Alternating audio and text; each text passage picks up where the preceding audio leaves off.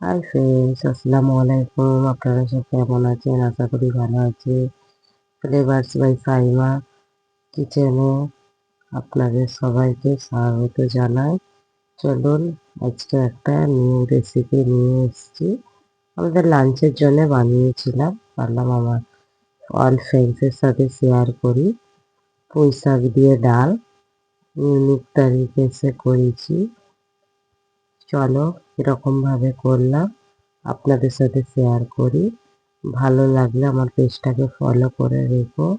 খুব টেস্টি হয়েছিল, যে একবার বানিয়ে খেয়ে দেখো। চলুন ভিডিওটা স্টার্ট করি। একটা কড়াই নিয়ে নিয়েছি, তাতে 3 টেবিল স্পুন তেল নিয়ে নিয়েছি। একটা পেঁয়াজ দিয়ে দেব, পেঁয়াজটাকে ভাজা ভাজা করে নেব। দেখতেই পাচ্ছ কিরকম তারা ভাজা করে নিয়েছি। এরপর একটু 1 টেবিল স্পুন আদা রসুনের পেস্ট দিয়ে দেব। এটা খুব সুন্দর লাগে খেতে, ইউনিক লাগে। আর ডান্ডিগুলো, যে পুঁই শাকের ডান্ডি থাকে না, ওটা আগে দিয়ে দেব। ওটাই আদা রসুন আর এখানে টমেটোটাও অ্যাড করে দেব। দিয়ে আমি 3 থেকে 3.5 মিনিটের মতো মানে এটাকে মিডিয়াম টু গ্যাসে হালকা করে নেড়ে চেড়ে ভাজা ভাজা করে নিয়েছি, যাতে টমেটো, পেঁয়াজ, আদা রসুন আর ডান্ডিটা হালকা সেদ্ধ হয়ে যায়।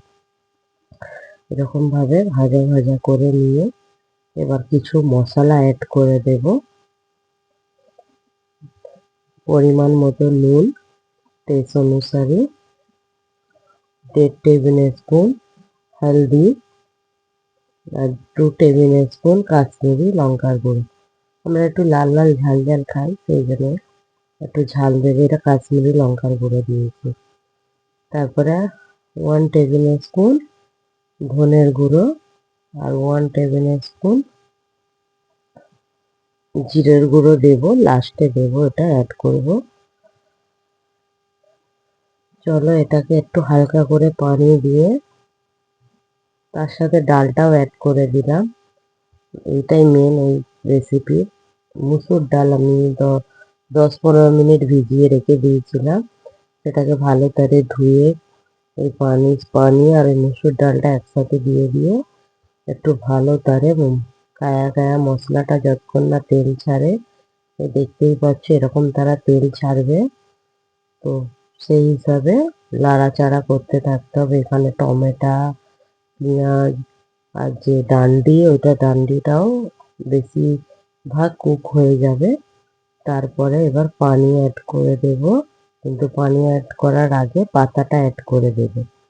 পাতাটা অ্যাড করে দিয়ে হালকা করে পানি দিয়ে প্রথমে মশলাটাকে উপরে তুলে দেবে, না হলে হয়তো পুড়ে যাওয়ার চান্স থাকে।